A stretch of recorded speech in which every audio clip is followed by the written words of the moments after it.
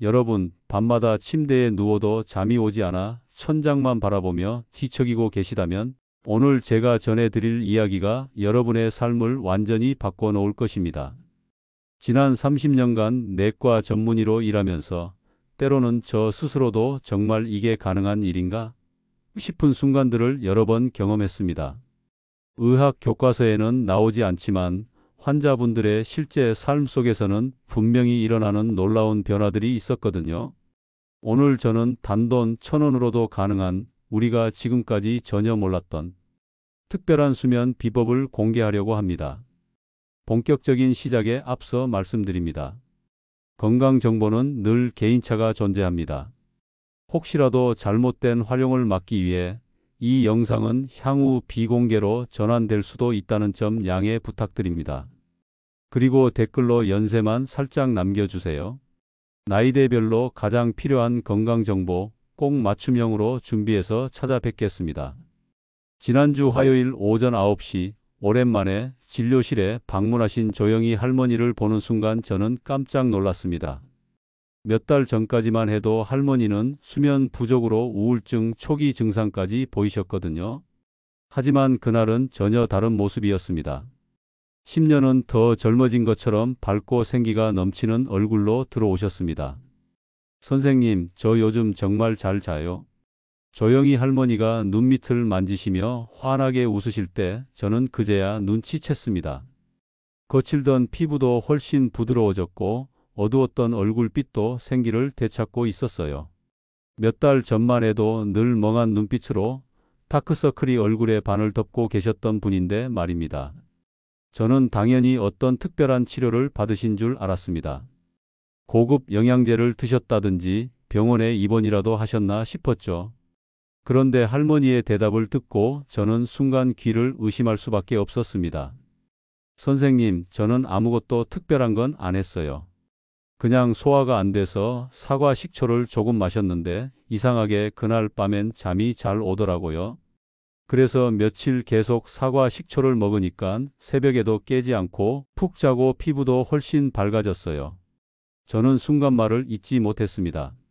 지난 30년 동안 온갖 수면제와 영양제를 처방해온 제가 부엌 한 구석에 있던 식초 한 병이 15년 불면증을 해결했다는 말을 쉽게 받아들일 수 있었을까요? 하지만 조영희 할머니의 이야기를 들으면 들을수록 저는 점점 더 놀라지 않을 수 없었습니다. 할머니는 3개월 전만 해도 상황이 완전히 달랐다고 하셨습니다. 무려 15년 동안 불면증으로 고생하시며 거의 매일 밤 새벽 4시까지 뒤척이셨다고 해요. 그런데 정작 할머니를 정말 괴롭혔던 것은 잠 못 자는 고통 그 자체보다도 가족들에게 짐이 되고 있다는 절망감이었습니다. 어느 날 며느리가 조심스럽게 말하더라고요. 어머님, 요즘 너무 예민하셔서 아이들이 할머니 무서워해요. 무슨 일 있으세요? 그 말을 듣는 순간 정말 마음이 무너졌어요. 내가 가족들의 행복을 빼앗고 있구나. 할머니의 목소리에는 그때의 절망감이 고스란히 묻어 있었습니다. 더 큰 충격은 건강검진차 방문한 병원에서 들은 의사의 말이었다고 하셨습니다. 그 의사가 그러더라고요. 수면 부족이 지속되면 뇌 기능이 급격히 떨어져서 치매 위험이 2배 증가한다고. 그 순간 등골이 오싹했어요. 내가 치매에 걸리면 자식들한테 얼마나 큰 부담이 될까 생각만 해도 끔찍했어요. 그리고 결정적인 순간이 찾아왔습니다. 바로 50년을 함께한 남편마저 한계에 다다른 것입니다. 남편이 그러더라고요. 여보, 이제 정말 한계야. 당신 때문에 나도 매일 새벽 3시에 깨서 못 살겠어. 방을 따로 써야겠어. 50년 부부가 방을 따로 쓴다는 게 그때 정말 세상이 무너지는 기분이었어요. 할머니는 그때를 이렇게 회상하셨습니다. 정말 모든 게 끝난 것 같았어요. 나 때문에 가족들이 모두 힘들어하고 남편과의 관계마저 무너지고 이러다가 치매라도 오면 정말 어떻게 되는 건가 싶어서 밤마다 울었어요. 바로 그런 절망적인 상황에서 할머니는 우연히 TV 건강 프로그램에서 소화 불량에 사과 식초가 좋다는 걸 보게 되었다고 하셨습니다. 그때만 해도 수면과는 전혀 상관없이 그저 오랫동안 고생했던 변비라도 해결해 보자는 마음이었다고 해요. 처음엔 단순히 와, 소화가 정말 잘 되네 하고 기뻐했어요. 그런데 며칠 더 지나니까 또 다른 변화를 느꼈어요. 밤에 잠자리에 누우면 예전처럼 이것저것 생각하면서 뒤척거리지 않고 어느새 스르르 잠이 드는 거예요. 신기하긴 했지만 그냥 컨디션이 좋아진 건가 했는데 일주일, 2주일 계속 그런 거예요. 그래서 혹시 사과 식초 때문인가 하는 생각이 들더라고요. 그런데 정말 확신이 선 건 3주째 되던 날이었어요. 그날 밤도 평소처럼 10시쯤 잠자리에 들었는데 다음 날 아침 시계를 보고 깜짝 놀랐어요. 6시였거든요. 중간에 단 한 번도 깨지 않고 8시간을 통잠으로 잔 거예요. 15년 만에 처음 있는 일이었어요. 라며 한껏 들뜬 표정으로 말씀하셨습니다. 사실 저는 할머니의 말씀을 들으면서도 도저히 믿을 수 없었습니다.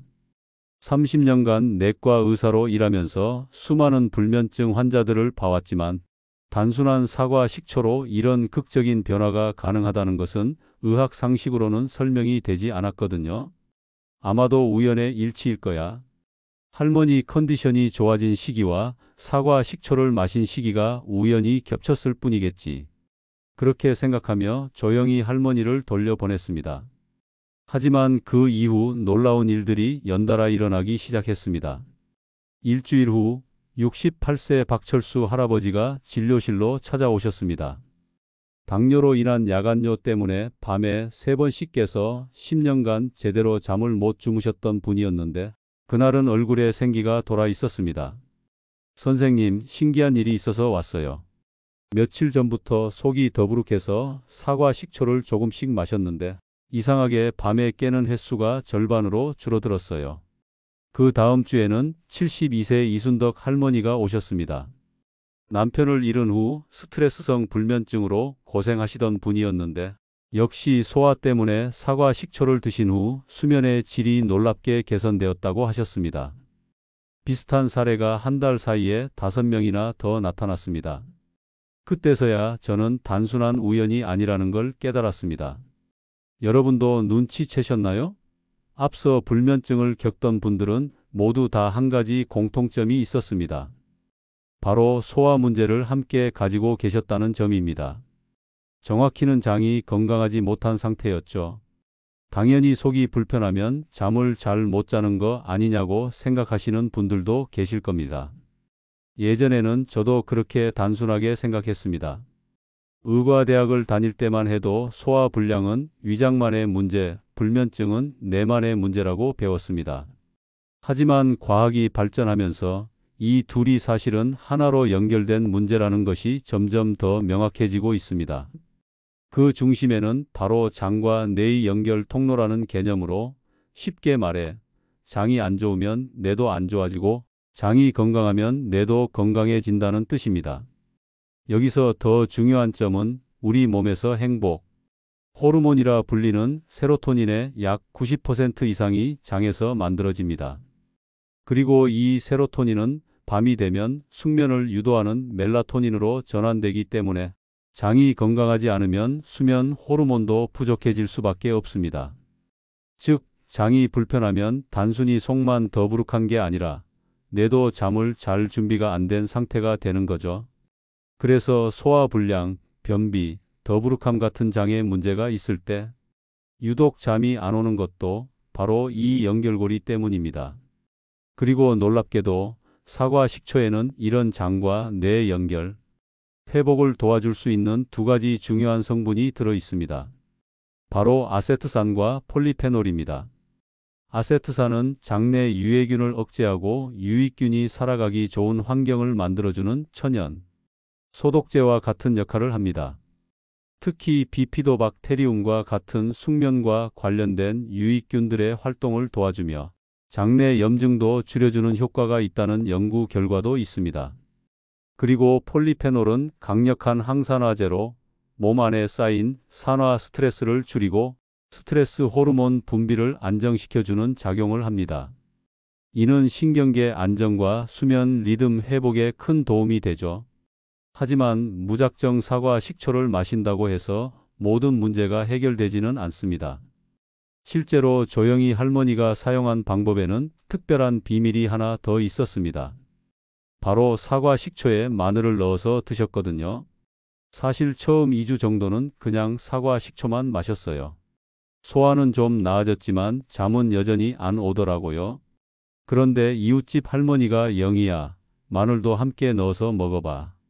나는 그렇게 해서 속도 편하고 몸도 좋아졌어 하시더라고요. 할머니는 반신반의하면서 마늘 한두 쪽을 얇게 썰어서 사과 식초에 우려 드시기 시작했다고 하셨습니다. 3일째부턴 완전히 달라져서 예전엔 잠드는데 1시간 걸리던 게 이제는 금세예요. 하지만 식초와 마늘을 매일 먹기엔 냄새와 맛이 문제죠. 그래서 할머니는 이렇게 드셨다고 합니다. 처음엔 정말 냄새 때문에 고민이 많았어요. 마늘 냄새가 나니까 사람들 만나기도 부담스럽고 그래서 이것저것 시도해 봤는데 천연 꿀을 조금 넣으니까 냄새도 많이 줄어들고 맛도 훨씬 부드러워지더라고요. 할머니가 발견한 완벽한 황금 비율은 사과 식초 1큰술에 마늘 한두 쪽을 얇게 썬 것, 그리고 천연 꿀 1작은술을 따뜻한 물 반컵에 타서 마시는 것이었습니다. 마늘을 하루 전에 미리 식초에 담가 두었다가 꿀과 함께 따뜻한 물에 타서 마시면 냄새는 거의 안 나고 맛도 달콤해서 마치 건강음료 같더라고요. 그런데 여기서 꿀이 단순히 맛을 좋게 만들어주는 역할만 하는 게 아니었습니다. 꿀에 들어있는 천연 당분과 아미노산들이 마늘의 알리신과 식초의 아세트산의 체내 흡수를 도와주는 역할을 한다는 것이 밝혀졌거든요.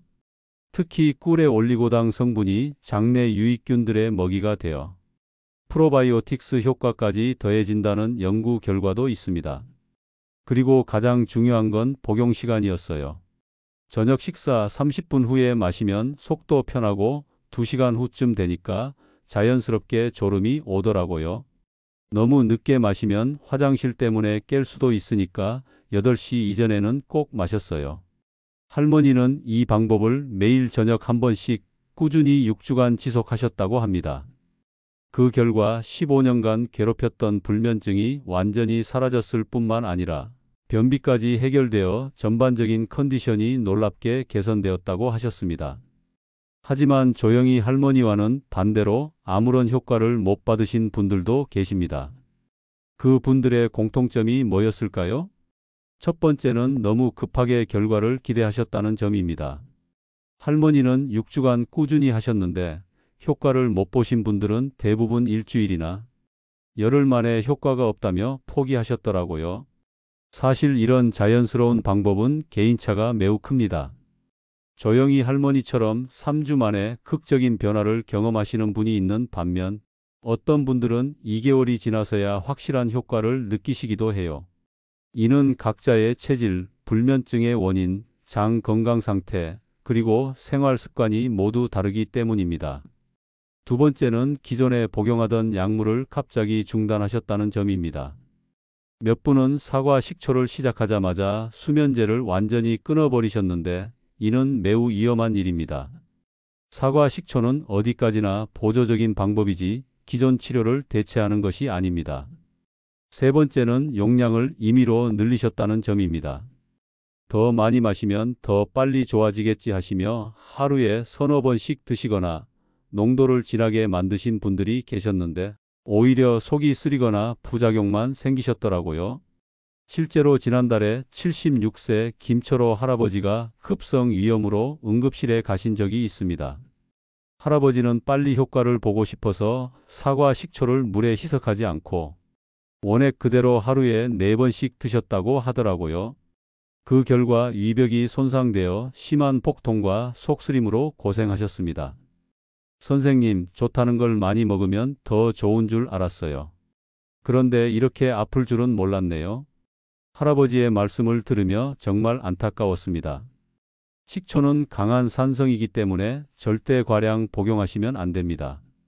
조영희 할머니가 하신 것처럼 정확한 용량과 방법을 지켜야만 안전하고 효과적입니다. 그렇다면 조영희 할머니가 정확히 어떻게 하셨는지 자세히 알려드리겠습니다. 재료는 3가지만 있으면 됩니다.